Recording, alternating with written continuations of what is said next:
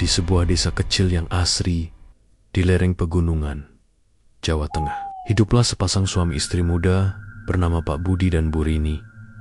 Mereka hidup sederhana, mengandalkan hasil dari bertani dan menjual sayur-sayuran ke pasar. Meskipun tak bergelimang harta, mereka dikenal ramah dan suka membantu tetangga. Hidup mereka tenang dan bahagia. Terlebih lagi setelah lahirnya anak pertama, mereka seorang bayi laki-laki yang sehat dan tampan.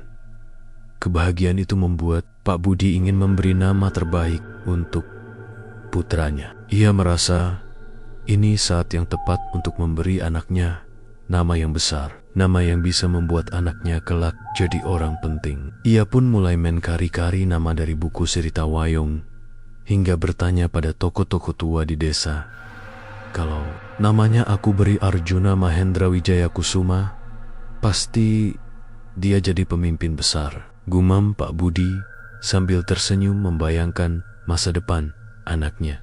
Bu Rini sempat ragu. Mas, bukankah terlalu berat memberi nama seperti itu? Anak itu kan belum tahu dunia. Kalau kita taruh beban besar dari nama, bagaimana dia menjalani hidupnya? Tapi Pak Budi bersikeras, justru karena kita ingin dia jadi orang besar.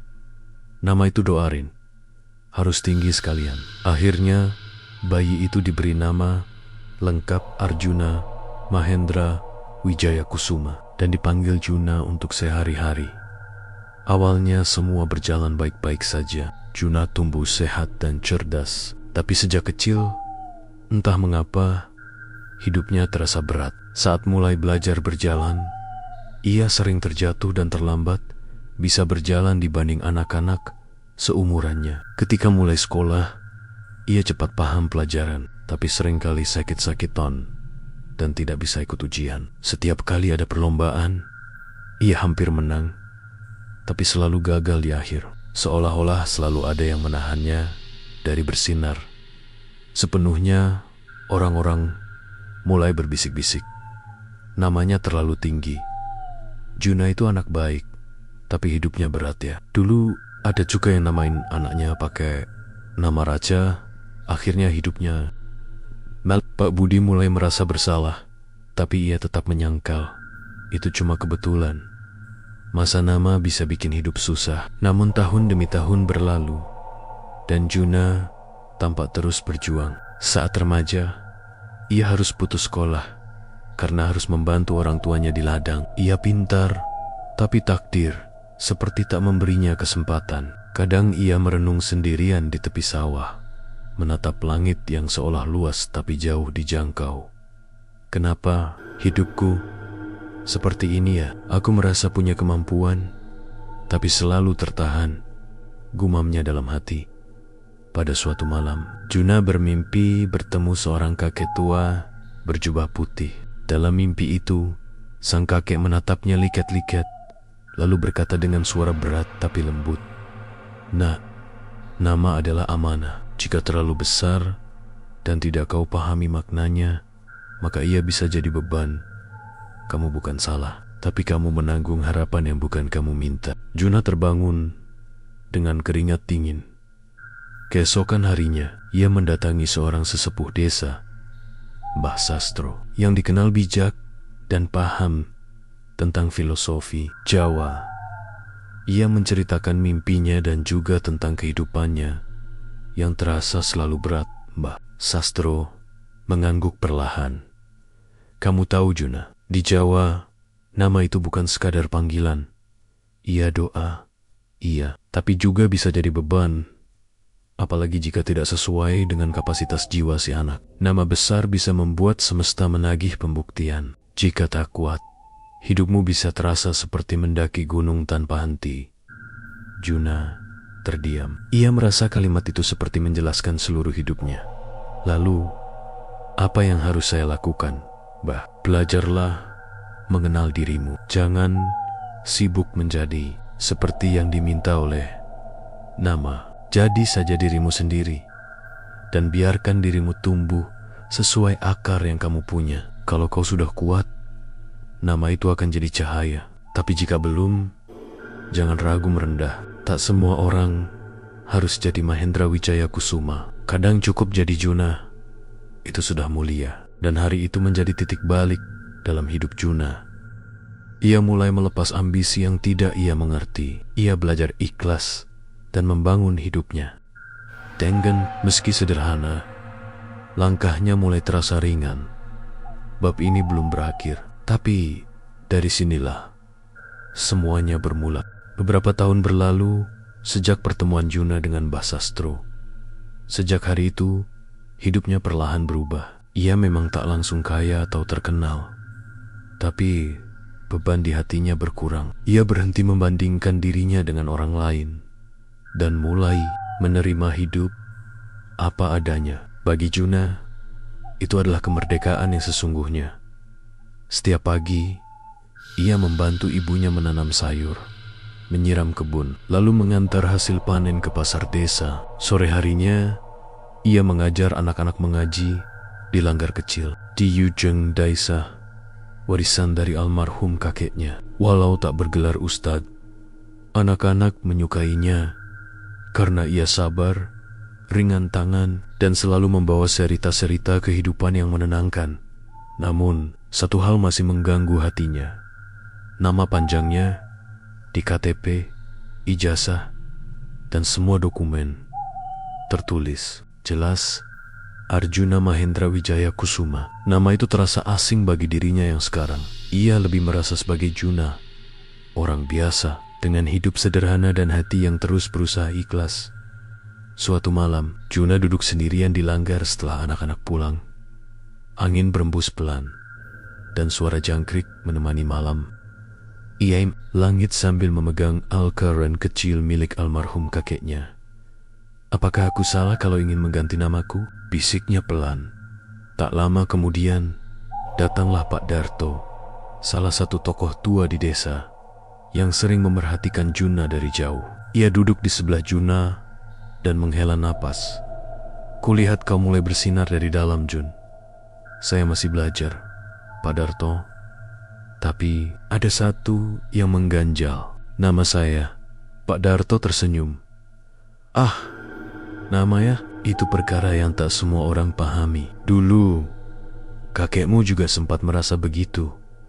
Ia lahir dengan nama Raiden Sokot, tapi setelah dewasa, ia meminta orang-orang memanggilnya Mbah Kaji Katmo saja. Nama besar itu ia simpan untuk diri sendiri, bukan untuk pamer," katanya. "Cahaya itu lebih baik datang dari dalam, bukan dari nama." Juna terdiam, lalu berkata pelan, "Saya ingin hidup ringan. Saya ingin dikenal bukan karena nama yang panjang, tapi karena apa yang saya beri ke orang." Pak Darto mengangguk. "Maka, pakailah nama yang membuatmu tenang. Tak perlu menunggu dunia mengizinkan. Yang penting, kau tetap menjadi orang yang bertanggung jawab atas nama yang kau pilih." Beberapa bulan kemudian, Juna resmi mengganti namanya di catatan sipil menjadi Juna Santosa. Prosesnya tidak mudah, karena harus melewati berbagai administrasi dan penjelasan, tapi ia jalani dengan tenang. Ketika nama baru itu tercetak di KTP dan buku rekening, Juna menangis diam-diam. Bukan karena kehilangan, tapi karena akhirnya ia merasa seperti kembali menjadi dirinya sendiri. Setelah mengganti nama, banyak hal tak terduga terjadi. Tanpa diminta, orang-orang mulai mempercayainya. Ia diundang untuk membantu perbaikan musola, diminta jadi juru bicara saat ada tamu dari luar desa, dan bahkan dipercaya untuk menjadi pengurus koperasi desa. Bukan karena namanya wah, tapi karena ketulusannya yang terasa dalam setiap ucapan dan tindakannya. Suatu hari, saat ia sedang mengajar mengaji, seperti biasa, seorang bapak dari kota datang membawa anak kecil. "Pak Yuna, saya dengar dari adik saya yang tinggal di sini," katanya. "Bapak ngajar ngaji dengan hati. Anak saya susah konsentrasi, tapi saya ingin dia belajar agama dari orang yang lembut. Boleh ikut belajar di sini?" Juna tersenyum dengan senang hati. "Di sini kita belajar bukan hanya tentang huruf-huruf Arab, tapi juga tentang bagaimana menjadi manusia yang baik. Anak kecil itu tersenyum malu-malu, dan hari itu menjadi awal dari banyak pertemuan baru yang tak pernah Juna bayangkan. Dari desa kecil, namanya mulai dikenal sebagai guru yang sabar dan bijak. Bukan karena latar belakang, bukan karena gelar, apalagi nama panjang, tapi karena cahaya yang datang dari ketulusan. Dan pada akhirnya, Juna sadar, bukan nama yang membentuk takdir, tapi bagaimana kita menjalaninya dengan hati yang bersih dan niat yang lurus. Ia tak menolak takdir, tapi memilih menempuhnya dengan caranya sendiri, tenang, sederhana, dan bermakna. Setelah mengganti namanya menjadi Juna Santosa, hidup Juna memang terasa lebih ringan. Ia mulai menikmati keseharian yang sederhana tapi bermakna. Ia dikenal di desa sebagai orang yang bisa dipercaya. Anak-anak senang belajar dengannya. Para petani sering meminta bantuannya mengatur jadwal panen bersama. Bahkan kepala desa pun kerap berdiskusi dengannya sebelum mengambil keputusan penting. Namun, sebagaimana hidup tak selamanya tenang. Ujian datang justru saat Juna mulai merasa damai. Pada suatu sore, langit tampak mendung. Hujan turun gerimis saat Juna baru saja selesai membantu tetangganya memperbaiki saluran air di sawah. Ketika ia tiba di rumah, Bu Rini, ibunya, sedang duduk termenung di depan rumah. "Ada apa, Bu?" tanya Juna sambil membersihkan lumpur di kakinya. Bu Rini menatap anaknya dengan wajah cemas. "Baru saja datang surat dari bank, Jun. Ternyata tanah kita yang di pinggir jalan itu, yang dulu dijadikan jaminan oleh almarhum ayahmu, sudah jatuh tempo cicilannya. Kalau tidak segera dilunasi, akan disita." Juna terdiam. Tanah di pinggir jalan itu dulunya milik kakeknya. Luasnya tak seberapa, tapi cukup strategis. Pak Budi pernah meminjam uang dari bank untuk biaya pengobatan saat sakit keras dan menggunakan tanah itu sebagai jaminan. Setelah Pak Budi wafat, utangnya belum lunas sepenuhnya. "Berapa yang harus kita bayar, Bu?" tanya Juna pelan. 17 juta. Jumlah itu bukan main-main bagi keluarga petani sederhana seperti mereka. Selama malam itu, Juna tak bisa tidur. Ia merenung, berjalan mondar-mandir di langgar kecil yang sudah seperti rumah keduanya. Di satu sisi, ia tahu bahwa hidup memang penuh ujian, tapi di sisi lain, ia merasa seperti ditarik kembali ke masa-masa sulit. Perasaan tertekan, seperti memikul beban yang berat, kembali muncul. Ia mengingat perkataan Mbah Sastro dulu. "Kalau kau sudah kuat, nama itu akan jadi cahaya." Kini ia mengerti maksud kalimat itu lebih dalam. Cahaya bukan berarti hidup tanpa gelap, tapi bagaimana kita tetap bisa melangkah saat kegelapan datang. Pagi harinya, Juna tak tinggal diam. Ia mendatangi kepala desa untuk mencari solusi. Ia juga menemui beberapa warga yang dulu pernah dibantu, tapi ia tak meminta uang. Ia hanya ingin berdiskusi dan mencari jalan keluar. Seorang warga berkata, "Jun, kau bisa kok coba ajukan proposal bantuan dari Dinas Pertanian. Bukankah kau aktif mengajar dan membantu desa? Mereka pasti mempertimbangkan." Lalu muncullah ide dari seorang pemuda bernama Lemon yang juga murid mengajinya. "Kenapa nggak jual hasil kebun, Pak Yuna? Tapi kali ini kita olah dulu. Kita bikin olahan sayur seperti keripik bayam, abon jamur, sambal kemasan. Kan lebih mahal harganya." Gagasan itu membuat mata Juna berbinar. Ia sadar selama ini ia hanya menjual sayur segar ke pasar, tanpa pernah mencoba mengolahnya. Malam itu, ia duduk bersama ibunya dan mulai menyusun rencana. Mereka meminjam alat dapur dari tetangga, mencoba resip-resip dari buku lama milik almarhum kakeknya, dan mulai memproduksi keripik bayam serta sambal kemasan dalam jumlah kecil. Tak disangka, produk mereka laris manis. Awalnya hanya dijual di pasar desa, lalu dititipkan di warung, sampai akhirnya mulai dipesan lewat telepon oleh orang-orang dari kota yang sedang berlibur ke desa dan mencoba makanan buatan Burini dan Juna dalam waktu 3 bulan. Mereka mengumpulkan 10 juta, sisa 7 jutanya secara mengejutkan ditanggung oleh seorang laki-laki misterius yang datang ke langgar suatu malam. "Aku dulu anak nakal, Jun," kata pria itu sambil menunduk. "Kamu mungkin lupa, tapi waktu SMP, aku pernah mencuri sandal jamaah di langgar ini. Dan kamu tahu itu, tapi kamu gak pernah lapor. Malah kamu kasih aku sandal cadangan." Juna tersenyum samar. Ia tak mengingat dengan jelas peristiwa itu. Tapi sikap orang itu menunjukkan bahwa kebaikan kecil memang bisa berdampak besar. "Sekarang aku kerja di kota. Gajiku cukup ini. Biar tanah warisanmu gak lepas. Anggap ini hutang kebaikan masa lalu." Air mata Juna hampir jatuh, tapi ia tahan. Ia tahu semua ini bukan karena ia hebat, bukan karena nama, tapi karena ia memilih berjalan dengan hati, dan hati selalu tahu arah. Bahkan saat jalan terlihat gelap, tanah itu pun selamat dari penyitaan. Dan bukan hanya itu, usaha kecil keluarga Juna terus berkembang. Mereka memberi nama produknya Santosa Homemade, diambil dari nama baru Juna, yang sekarang menjadi simbol ketulusan dan kekuatan. Bab ini menjadi pengingat, hidup bukan soal seberapa megah nama yang kita bawa, tapi seberapa tulus langkah yang kita tempuh. Ujian akan datang dari arah yang tak disangka, tapi hati yang ikhlas akan selalu menemukan jalan. Setelah berhasil menyelamatkan tanah warisan keluarganya dan mengembangkan usaha Kesil Kosilen bersama sang ibu, kehidupan Juna Santosa berjalan semakin stabil. Usaha Santosa Homemade makin dikenal, terutama karena produknya yang sederhana tapi jujur, rasanya tanpa tambahan bahan aneh-aneh.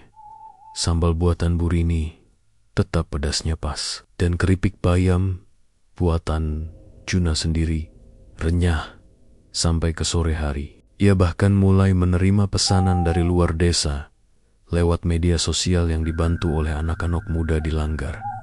Meski hidupnya makin sibuk, ada satu ruang dalam hati Juna yang masih kosong. Soal cinta, bukan karena tak ada yang mendekat, tapi karena Juna merasa belum waktunya. Ia terlalu sibuk memantaskan diri, terlalu takut jika cinta justru menjadi beban baru dalam hidupnya. Tapi seperti pepatah Jawa bilang, kembang gak usah dikejar, nanti mekarnya sendiri.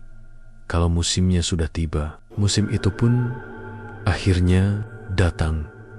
Pada suatu pagi yang cerah, saat Juna sedang memetik bayam di kebun kecil di belakang rumah, terdengar suara motor berhenti di depan rumah. Ia mengintip dari balik semak dan melihat seorang perempuan turun dari motor bersama seorang ibu tua yang tak lain adalah Put Lastri, saudara jauh dari pihak ibunya. Perempuan itu mengenakan gamis biru langit dan jilbab abu-abu. Wajahnya teduh, tidak terlalu cantik, mencolok. Tapi ada sesuatu di sorot matanya yang membuat Juna terdiam beberapa detik. "Juna! Ah!" teriak Burini dari dapur. "Sini dulu, ada tamu dari Semarang." Juna buru-buru mencuci tangannya dan mendekat ke rumah.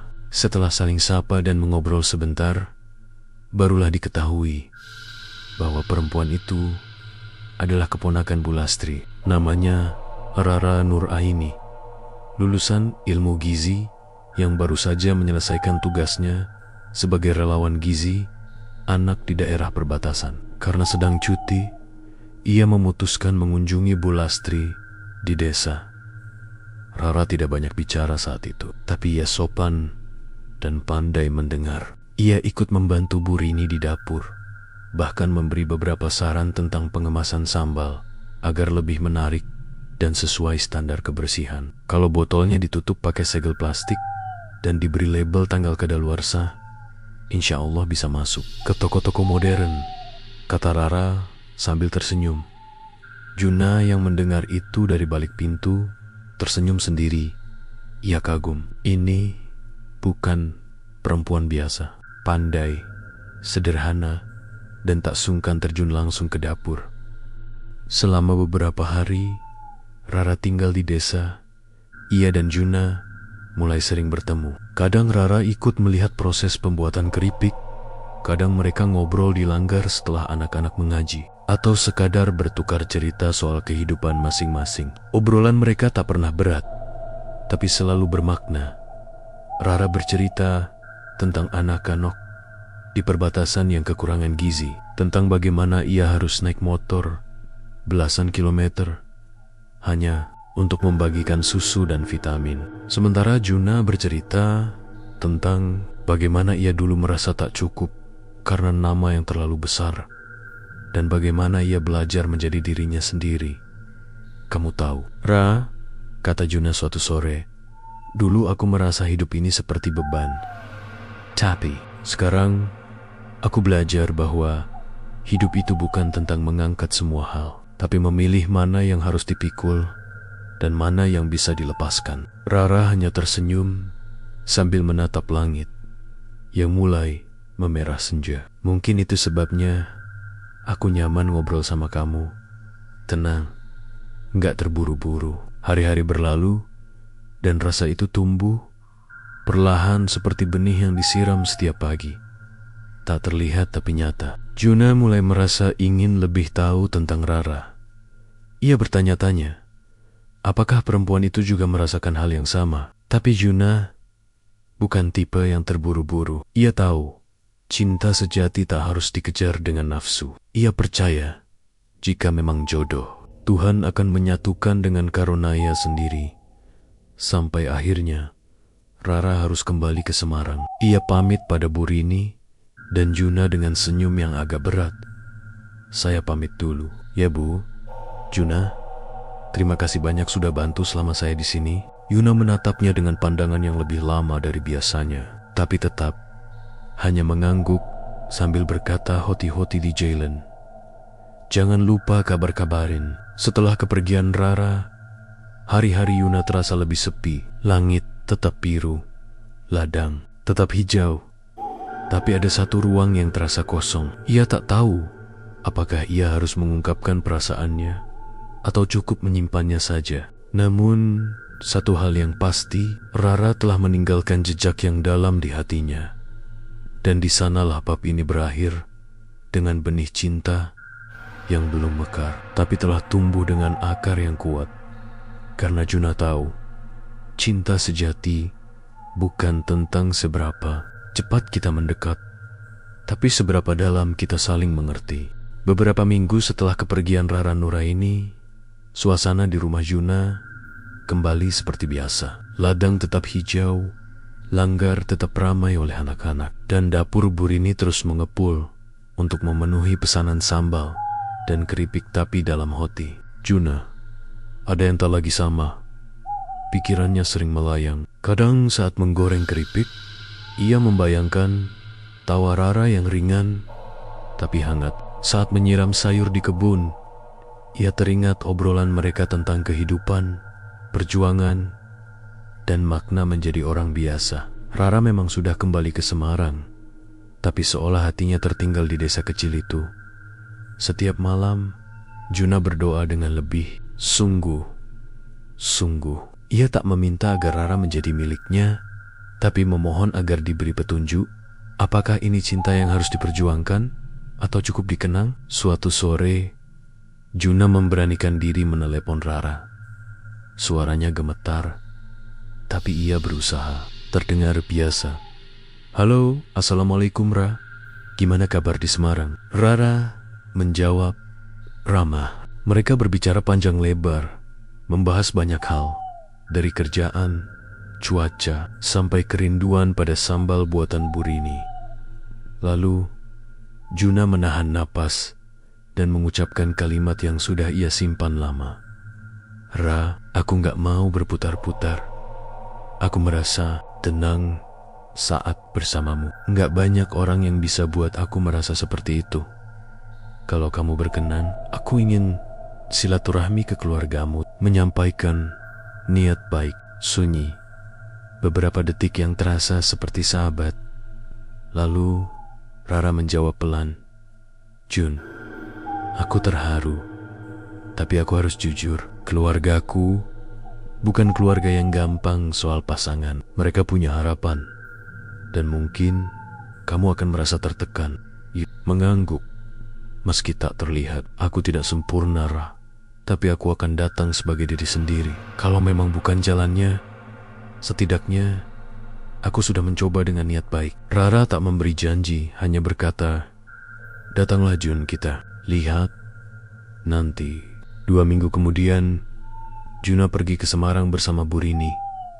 Ia mengenakan batik terbaik yang ia punya, membawa sekotak keripik dan sambal sebagai oleh-oleh. Hatinya berdegup keras sepanjang perjalanan. Ia tahu, bukan perkara mudah menemui keluarga dari latar belakang yang berbeda jauh. Rara berasal dari keluarga pegawai negeri dan akademisi, sementara Juna hanyalah petani desa, tanpa gelar atau jabatan.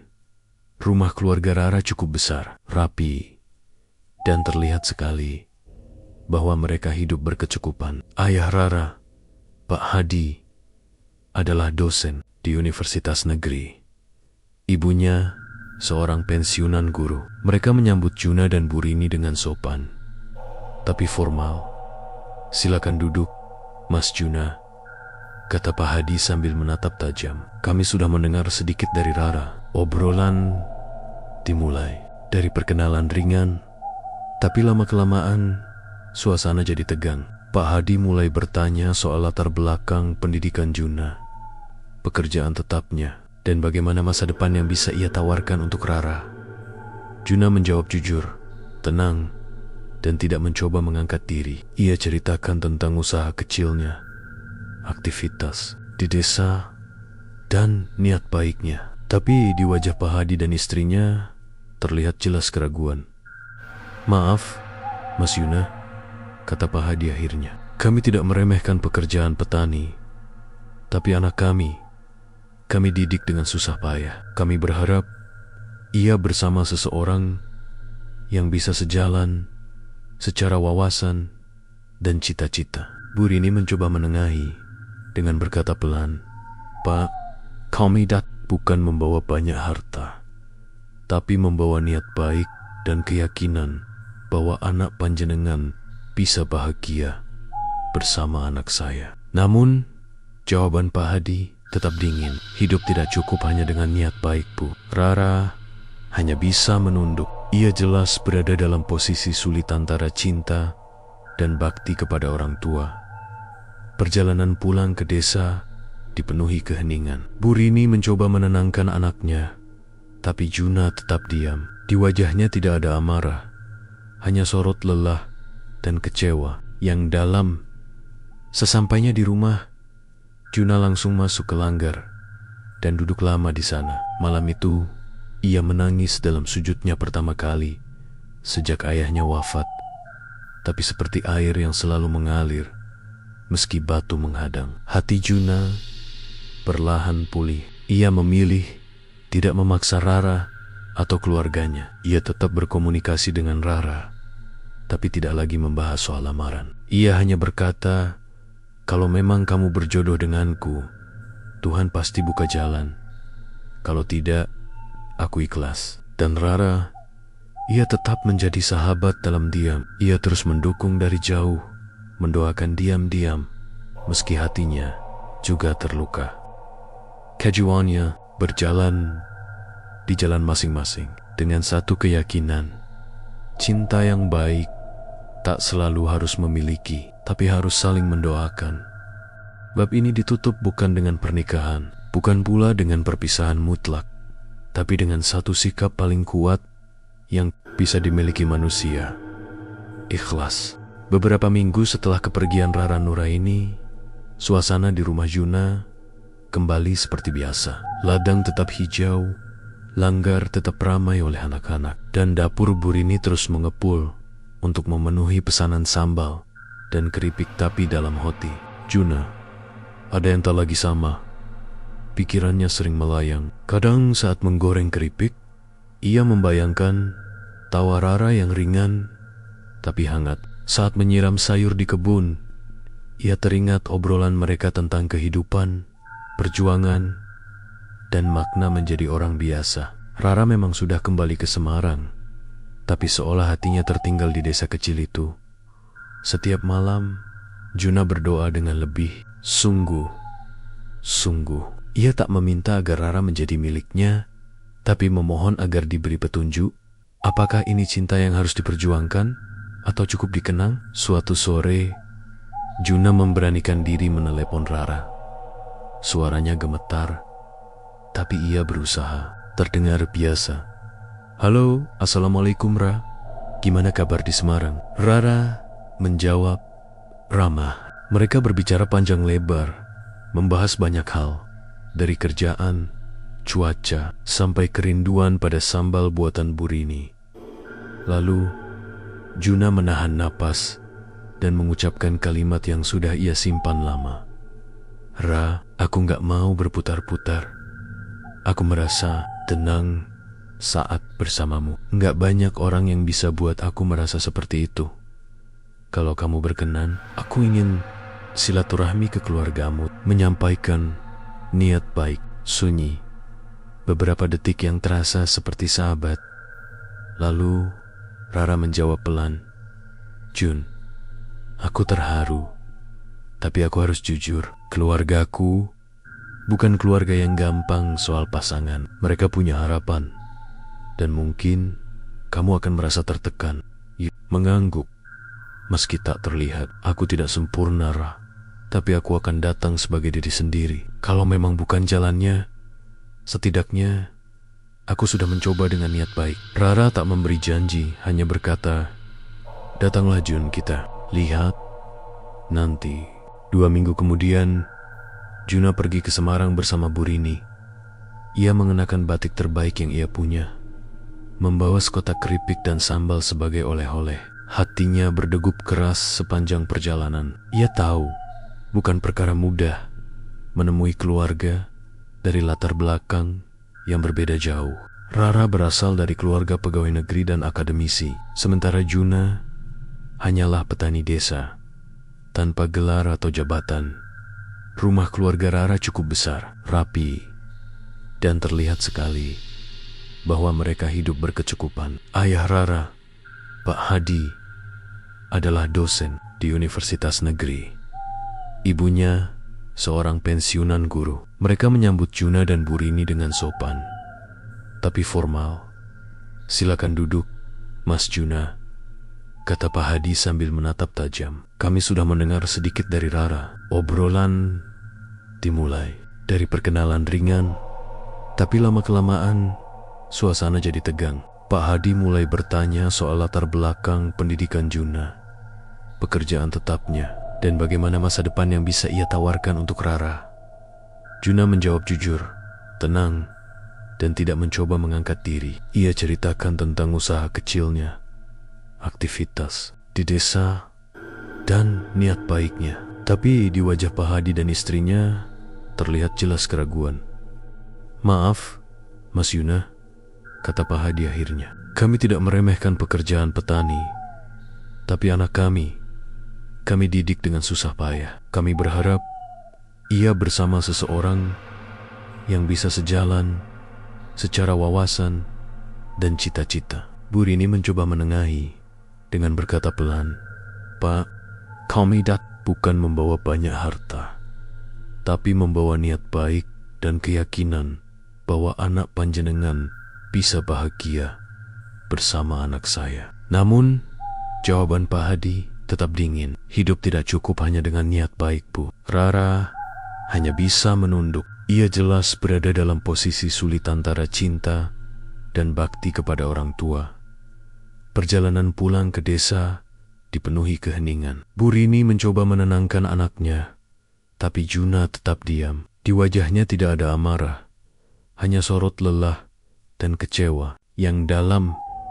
Sesampainya di rumah, Juna langsung masuk ke langgar dan duduk lama di sana. Malam itu, ia menangis dalam sujudnya pertama kali sejak ayahnya wafat. Tapi seperti air yang selalu mengalir, meski batu menghadang. Hati Juna perlahan pulih.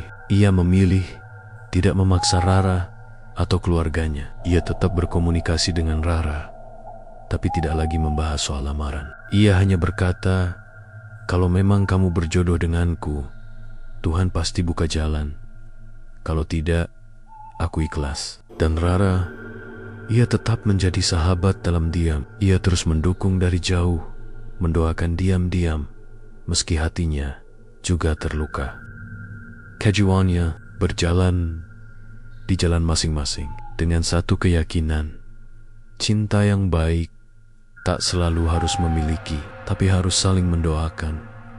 Bab ini ditutup bukan dengan pernikahan, bukan pula dengan perpisahan mutlak, tapi dengan satu sikap paling kuat yang bisa dimiliki manusia: ikhlas.